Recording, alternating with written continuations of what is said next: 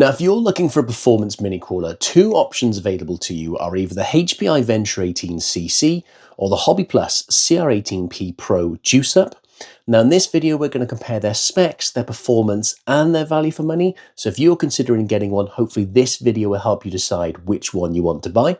So first off, let's talk about the specs, starting with the bodies. So the HPI is actually a hard body, comes in either this matte green or like a gunmetal grey. I do quite like the half cage on the rear with the fuel cell and everything. I'm not a massive fan on either body, to be honest, but this one being a hard body kind of ticks a few more boxes for me. The Hobbyplus is a Lexan body, comes in either this like fluorescent yellow or a red. With this one being Lexan, it is going to have a lower centre of gravity. Next up, wheels and tyres. They've both actually got 68mm tyres. The HPI actually has 1.3-inch plastic beadlock wheels. You've got brass rings, and then you've got these Treads Rover tyres, which I was really impressed with these tyres. They are absolutely fantastic. They come in their pink compound, nice and soft. They are vented as well. Yeah, really impressed the performance of these tyres, especially on the rocks.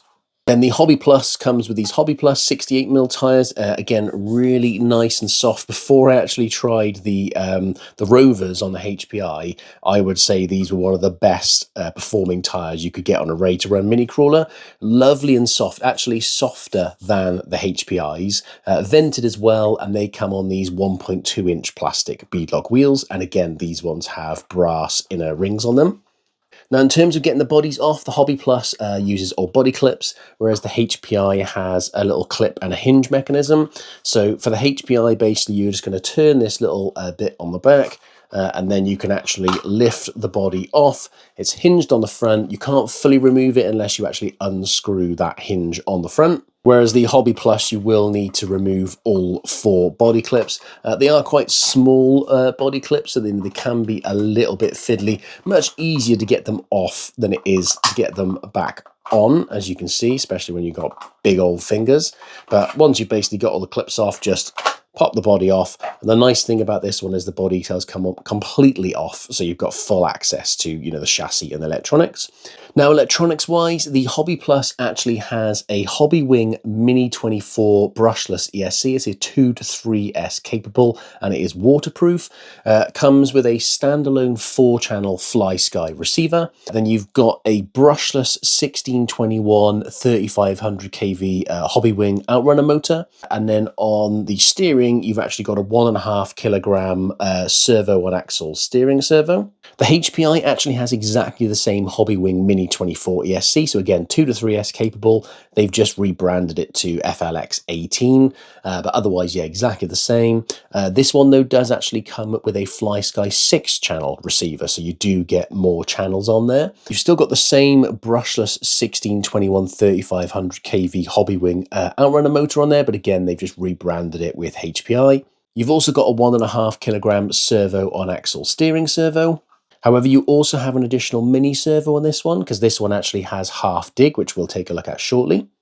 Both actually come with a 360 mAh 3S LiPo battery, so you can make full use of the 3S system. Now, in terms of radio gear, the Hobbyplus actually comes with this FlySky MG4 transmitter. Really nice radio. It's got all your usual stuff like your steering trim, your throttle trim, your dual rates adjustments and so on. You don't really make use of the dip switches because of the brushless system, but you can reverse the steering and the throttle. With it being a 4-channel, again, you're not really using those other channels because you're not controlling any like 2-speed gearboxes or LED lights or anything like that. But yeah, nice little radio in the hand. A shame they don't have a foam grip, but otherwise, you know, fantastic radio. And this one takes 4 AA batteries.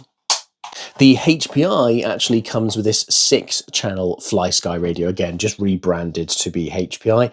Absolutely fantastic radio for a mini crawler. I mean, it's a lot bigger than some of the other mini crawler radios, but it is a fantastic radio.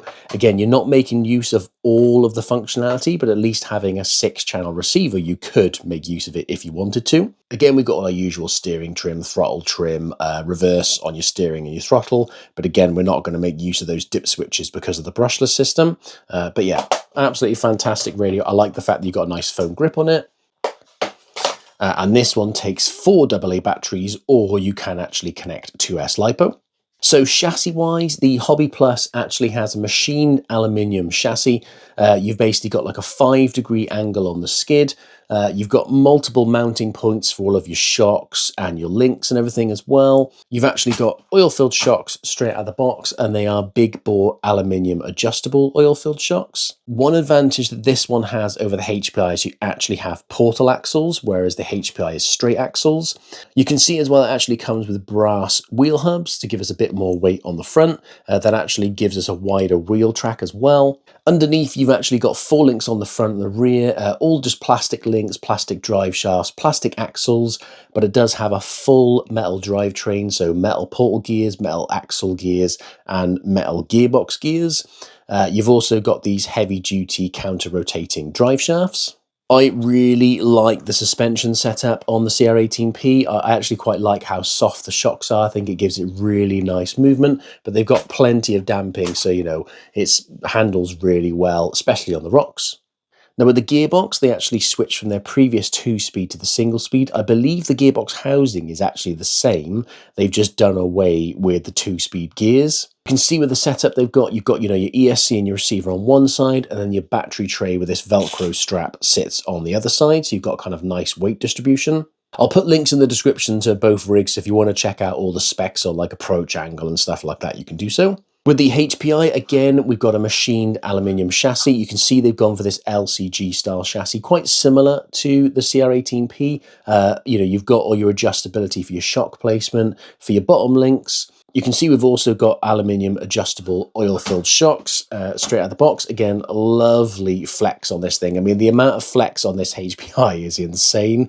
Kind of one of its downfalls, I would say, almost when it was crawling on the rocks, is how much flex it's got. You'll see when we run it, it kind of twists out on itself sometimes. Underneath, you can see we've got 4 links on the front, 4 links on the rear. They are plastic links, but this one actually has metal drive shafts, and again, they are counter-rotating drive shafts. Still got plastic axles, plastic links on the steering, but again, full metal drivetrain, so metal gears in the axles and metal gears in the gearbox. But like I mentioned, this one is just a straight axle, so you do have less ground clearance on the axle than the Hobbyplus. You can see with the HPI as well, they've kind of tapered up the sliders on the side, which again is where your electronics and your battery tray is going to sit, again with a Velcro strap, so very similar to the Hobbyplus. One thing to mention is the HPI has an XT30 plug as well, whereas the CR18P has this, well, a micro JST plug, something like that. Now, I mentioned earlier the gearbox in this one, so you've got this half dig. So previously the Venture18s had a 2-speed. So instead of that, they've utilized this half dig. Basically what it allowed you to do is just disengage the drive to the rear wheels. So it gives you just like a better turning circle and stuff where you can kind of drag the rear a little bit. So it's not full dog where it, full dig where it locks it, but it just basically lets it kind of freewheel, but does obviously create then a bit of drag. Now, I'm not 100% sure, but if you look at those gearboxes, look, if you look at the gearbox there on the CR18P, and then if you look at the gearbox on the HPI, I'm pretty sure they are actually the same gearboxes. I'm pretty sure with the original HPI Venture18, it actually used a lot of parts from the Hobbyplus CR18P, which, to be honest, is what a lot of brands are doing. I'm sure like Furitech and people like that are actually using a lot of the Hobbyplus parts as well. So, you know they must be doing something right if everybody else is using their parts. Now, with both of them as well, you do get your usual things like, your instruction manuals, your wheel wrench tools, and your USB chargers as well. Just to help you visualize some of like the ground clearance and stuff like that, you can see the tires are exactly the same size. Now, we just got a spare tire here. If I just slide it underneath the axle on the HPI, you can see how close it gets to the axle. It's literally just skimming it. And then if we do the same on the Hobbyplus, you can see, if I can actually focus, you can see like if we slide it under, like how much more ground clearance we got on the portals. And then again with the skid clearance, you can see how much more tapered up the skid is on the HPI versus on the Hobbyplus. I mean, again, if we just get a little tire, slide under, like you can see how much space we got. If we then do the same thing on the Hobbyplus, again, you've got plenty of clearance, but you can see there is quite a difference in how it is tapered. That's one thing I did notice when running the HPI is, it does give you a nice bit of clearance when you come over things.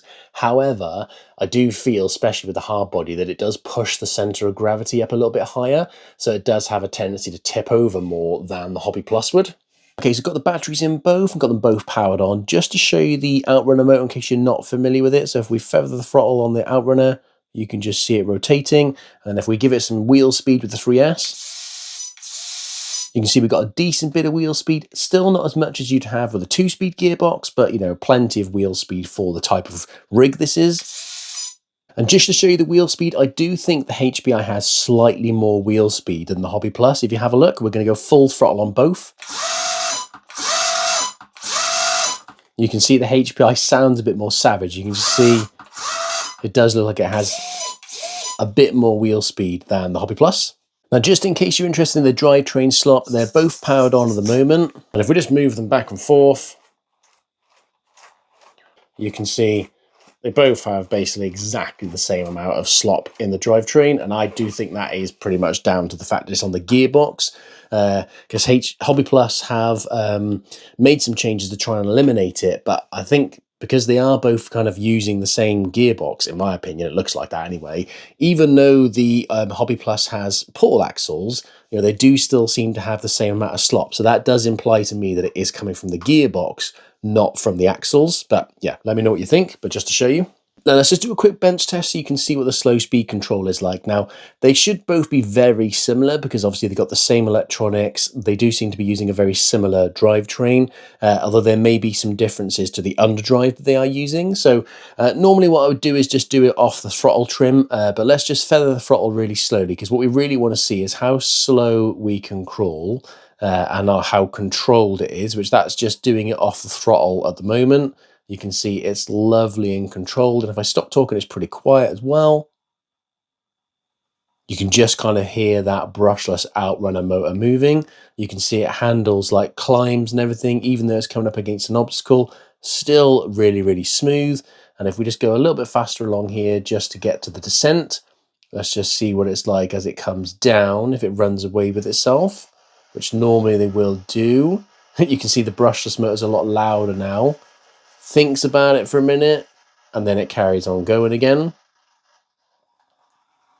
That's the thing, sometimes with those outrunner motors, you know, they can be a little bit noisy. Again, let's just see what it's like coming down on the rear. So again, we'll just feather the throttle, just see how slow it comes down. Much better when just descending on the rear. You can see much more controlled. Okay, so let's just do the same thing with the Venture18. I'm just going to feather the throttle and we'll just get it moving as slow as we can. Okay, so I'm going to back off the throttle a little bit. So again, nice and slow. Look, we'll see what it's like when it comes up to that tyre now.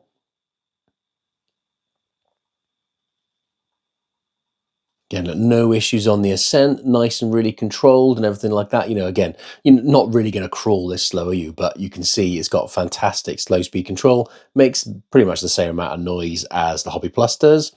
And then if we just move forward a little bit, let's just see what it's like when it descends again. So we'll get to the tyre and then we'll feather the throttle.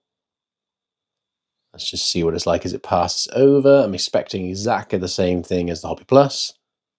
There you go, drops down, doesn't really move. I'm still on the throttle, and then it kind of gets going again. A lot of people are saying that's down to the slop in the drivetrain, which I can understand. I'm sure on the Furatech systems, which they were running before, and on some like the Enduro Rovering system, that it handles that runaway better, but I could be wrong. But yeah, you can see, you know, fantastic. It's moving the tires, look. Fantastic slow speed control. Again, let's just see what the rear descent's like. So again, we'll just feather that throttle. I love the fact that you can just transition between those speeds lovely and easily as well. Again, lovely and controlled. Yeah, fantastic.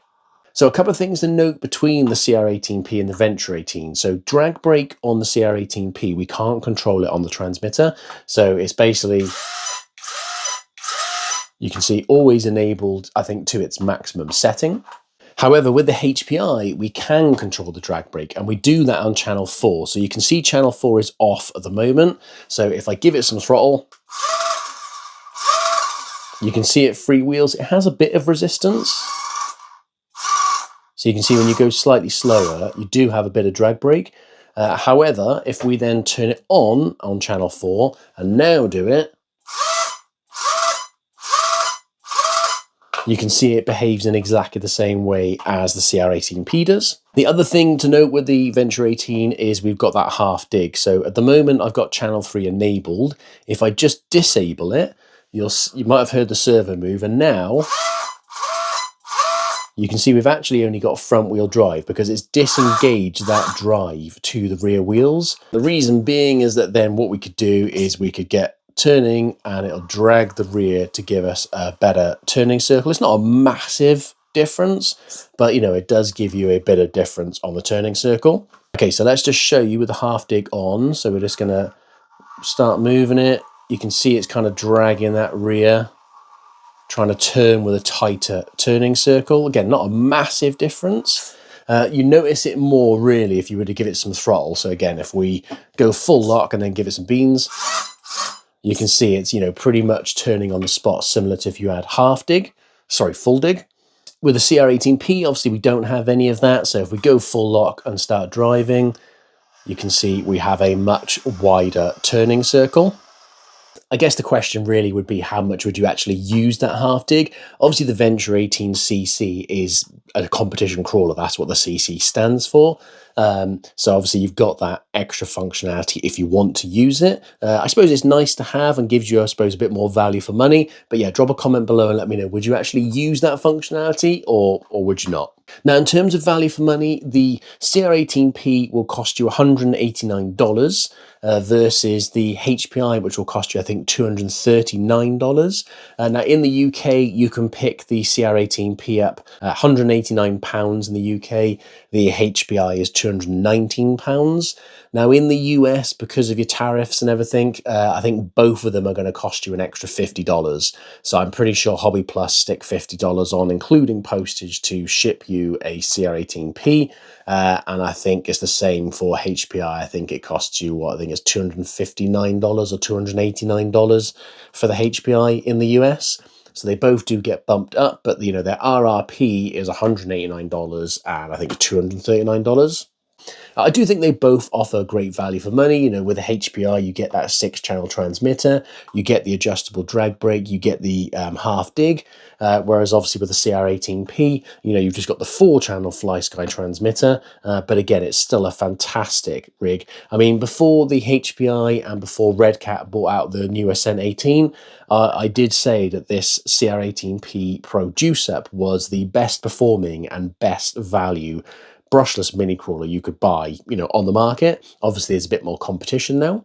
Anyway, let's run them outside and then you can see what they perform like. Okay, let's run the HPI first on the rock crawler course just to see what our tire grip is like, and it just hill climbing by here. Oh, most things do normally get stuck there. Let's see if it can make its way around to the side. Nice, okay. And then we're going to carry on along here, and then we're going to see what our kind of turning circle is like. Ooh, we're getting stuck there on the axle, causing us to push over, so we're taking a slightly different line. Let's just see what our turning circle's like.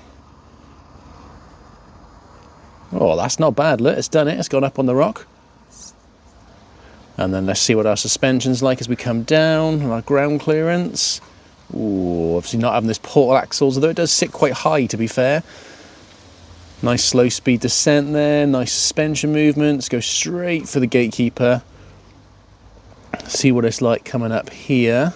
Again, lovely slow speed control on this thing. I was really impressed with these tyres when I reviewed it. They were brilliant, and that was my fault on the throttle then. But let's just see.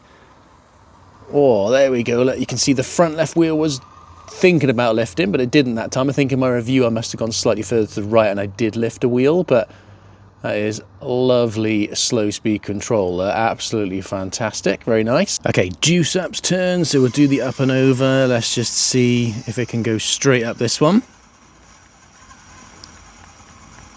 No, I mean, again, we could easily hop it, like just to show you if you did get stuck, you could just easily just hop it over. But let's just do the same line that the HPI did. So we'll basically come up here and then we're going to come across. Should be nice and easy. There we go, nice. Obviously we've got more ground clearance with this one, having the portal axles. It's a bit interesting to see. Ooh, twisted out a little bit there, look, as we got stuck on a rock. Okay, so let's see what this one's turning circles like. So we're going to get a tyre up. Plenty of body clearance there. Very nice, nice and easy. And again, coming down here, what our clearance is like. Again, we got hung up a little bit there, but nothing too bad. And you can see we're rubbing the tyres on the body there a little bit. Okay, so up to the gatekeeper. Again, let's see if we lift any wheels. Lovely slow speed control. I mean, the slow speed control on these should be pretty much the same. You know, they're both running. There's the same electronics, except for like the radio gear. There we go, very nice. Okay, let's go for the up and over. I'm going to deliberately make them both kind of go one wheel on, one wheel off this first rock, just to really put the tyres and the ground clearance and everything to the test. I mean, that slow speed control is fantastic, isn't it? I mean, look at that. That is so controlled. Let's go a little bit faster, but that is really, really nice.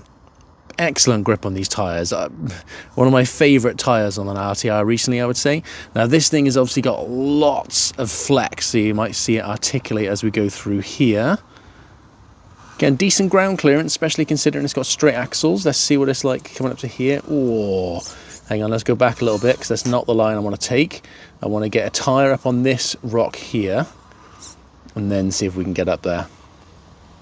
Oh, look at that. Easy, very nice. Okay, let's go for the up and over. So again, try and run it so we got an axle on either side. Very nice. See if these tyres, it's been a while since I've ran this juice up, so it'll be interesting to see if these tyres are as good as the HPIs. Very nice, that was nice and easy. Again, get some flex going through here. Very nice. I do like the stock suspension. I like the suspension, you know, the damping on the HPI and the Hobbyplus. You know, I quite like my shock soft, to be honest. You know, I like it when you get that kind of nice, slow movement. Just looks a bit more realistic in my opinion, but okay, so up here. Lovely slow speed controller. Very, very nice. See if it comes up here without any issues. Oh, look at that. Easy peasy, very nice. Let's just see what its slow speed descent is like. So I've got the drag brake and the rear drive turned on, so I'll feather the throttle and we'll just see. Oh, thinking about it for a minute there.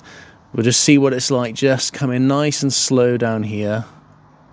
You can see that rear is unloading a little bit. Look, you can see it's quite high at the back. It's not tipping over though, which is good. I mean, look at that. That is fantastic. Seagull approves. That is brilliant slow speed control. And if I just come off the throttle, there we go, full stop on the descent as well. So see what our ground clearance is like as we come down. Nice, cleared the steering link and everything. And then if we just come down here, I just want to see what our clearance is like as we come down. There we go, plenty of body clearance, nice. Ah, nice and easy, very nicely done. Okay, again, let's test out the slow speed descent on the juice up like we did for the HPI and just see if it runs away with itself or if it comes down nice and slowly. So I'll try and feather the throttle. You can see again, look, the rear on this one is unloading a little bit as well, but we're not tipping over. Lovely slow speed descent, look. Very nice. And if we just lift off the throttle again, just make sure it controls it. There we go, nice and stationary. Let's carry on down. See what our ground clearance is like. You can see we definitely got more ground clearance with the portal axles in this one. And then we'll make our way through here over these rocks. Again, lovely ground clearance. See what it's like on the chassis. Yeah, very nice. Easy, very nice. Okay, next obstacle up to the stairway. We'll just see what it's like. There we go, nice. So we'll come around to the left. I'm just going to move as we drive. And then let's just... Oh, twisting. That's the thing with this thing, it's got quite a lot of twist. I think with the design they've gone and everything, you know, it does tend to lift the front quite a bit where it kind of twists up. I mean, I guess you could probably stiffen up the suspension, you could move the shocks around and stuff like that, but that is one thing I noticed when I was reviewing it, is that it does twist a lot. See there, look, you can see, look at that. I mean, it's got flex for days, but sometimes it can cause us some issues because the front's lifting up so much, and then of course you run the risk of tipping over. I mean, that is doing a brilliant job. And I mean, look at that tyre grip. The grip on these tyres is just insane. And for a Ray to run, these are fantastic. I mean, that slow speed control is nuts, isn't it? Let's see what it's like. So you probably can't see, but our steering link is very close on that front rock bar there. Okay, let's get a little bit faster, because otherwise we'll be here all day. Let's just carry on running that line. Ooh, thinking about it a little bit there. We should be able to just turn into it. There we go, very nice. Lovely bit of flex there as well. A little bit of kind of juddering there on the drive. Okay, juice up's turn to go up to the stairway. Nice. Let's just maneuver around here a minute. Okay, let's see if this one kind of twists out like the HPI did or not. Again, fantastic slow speed control, look, really, really nice. I mean, that is crazy slow. Go on, let's go a little bit faster, as we'll be here all day. Right, let's see what the grip on these tyres is like coming up here. Again, I'll try and go really slow for this bit. Lovely flex there, look. Now, when this rear tyre makes contact with the stone, will be probably little bit of slip in there on the tyre.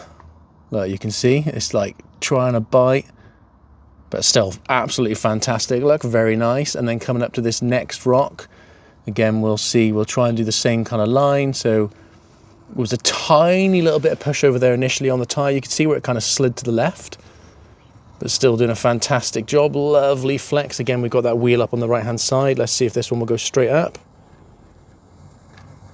Oh, I was thinking about it. There we go. Very nice there. Look at that. We didn't even have to turn the wheel left to come back the other way. And obviously we got plenty of ground clearance with those portals. Okay, let's see what it's like going up the merry-go-round. Oof. We're grounding out on that front axle a bit there.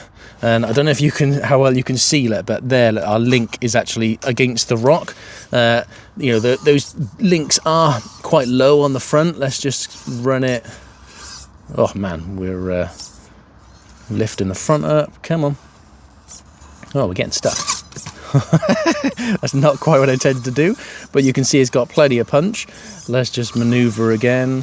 Ah, oh, okay, bad driving for me. Right, okay, so what we want to be able to do, I did get up and I reviewed it, so I just want to run a tyre slightly to the right, I think. Come on. Oh, it just keeps grounding us out, look, and then pushing us over. Oh my life, this isn't going to plan. Look, you think something so simple as just a couple of little rocks, but because our axle's getting stuck, we need to be able to run a different line. So I did do it on the review. We just need to manage to get a tyre just up onto the right over there. There we go, there we go. Right, we made it. Better driving prevailed. Oh, now we're getting stuck on the rear. Come on, let's give it a little hop if we can. Oh, hang on. That's kind of where we want it to be. Come on, you can do it. Come on, don't get stuck. Yes, okay, right, we're up. Oof, that was hard work. That's the downside to no portal sometimes. Okay, so now let's just see what this steering servo is like. There we go, plenty of power on the servo just turning. So quite often you find when you're like here turning the wheels that the your steering servo isn't powerful enough and you can get stuck. But that's doing a fantastic job. All turned around very nicely. Up onto the rock, very nice, and then back around here. Oh, again, axle clearance on the front there. If we take a slightly different line, we should clear it. We just need to bring the tyre across to the right. Oof. Okay, maybe not that far. That was almost a Binnett moment, But look, even turning, look how much grip these tyres have got. I mean, that is good. You know, they're not folding over. They're still gripping. I mean, that is doing really good.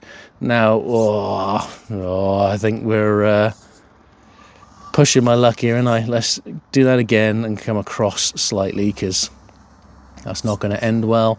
Maybe if we try, and there we go, we cleared it. We just need to get that front axle past, and then we did it no problem.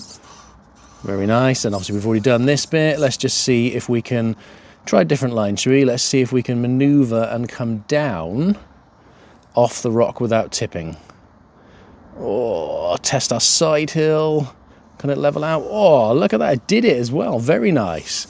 Okay, let's see if we can get up back onto this rock over here. Oh, straight axle life getting in the way there. You can see there, let's see how much it can kind of get you stuck with obviously the straight axles and then the link sticking out quite a bit on the front. Okay, let's see how the Juice Up manages the merry-go-round. Can it get straight up here, or does it get stuck like the HPI did? Okay, so we're still having to kind of run a tyre over to the right, but let's see if it does it a bit better. There we go. We didn't twist out as much. There we go. Paul axles, look, we're straight up and round. Very nice. Let's see what the steering servo is like. We've got plenty of power to turn.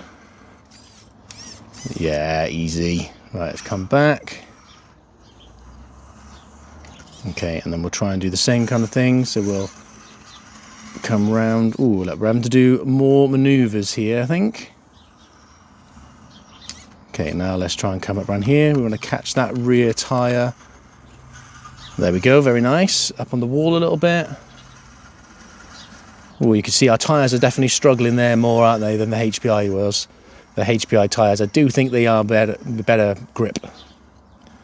But there we go, lots better ground clearance there. Yeah, struggling with the tyres a little bit there. And then let's do the same thing. So we're going to come down and around. Let's see if this one can do it without tipping over. So a bit of side hill. Oh, come round. Oh, look at that flex. Oh, so close to making it. So close. Okay, and then last line, we're going to try one of the hardest lines where we're just going to come up here. We're going to try and run a tyre either side. So one on the kind of... Sorry, brain went completely blank then. Yeah, basically tyres on the left, tyres on the right. Now, the only thing I did find with this one is it twists so much. I mean, look at that. We've literally... The front right tyre is pretty much flat against the rock. That is mental.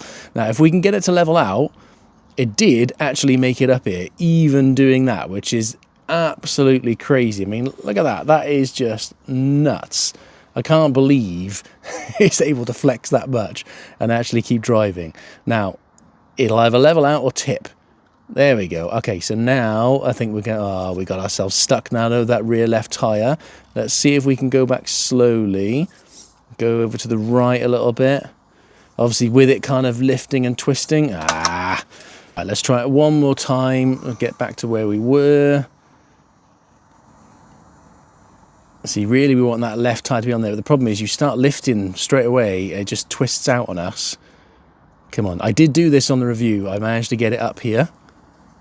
Just need that lower left wheel to come round a little bit. Let's keep crawling. I mean, that is pretty mental, isn't it? I mean, the flex and the way it's able to actually still be climbing up there like that, that is pretty awesome. We're going to get stuck again with that rear left tyre. No, no, no, no, no. Come on. Okay, let's try go slightly different angle. We should be able to make it up and come around, but it's just, that's not the line I wanted to take. See if we can get up there.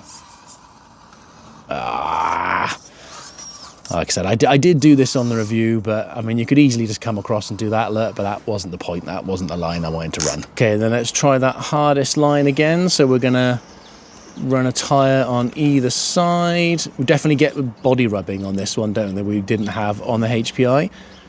There you go. That's more like the line that I want, let's see. So instead of it kind of twisting out and pushing over. So, look at that. That is exactly what I wanted to do. Look, lovely grip on the tyres. No issues lifting the front hardly, look. I mean, that is fantastic. That is exactly what I wanted to do.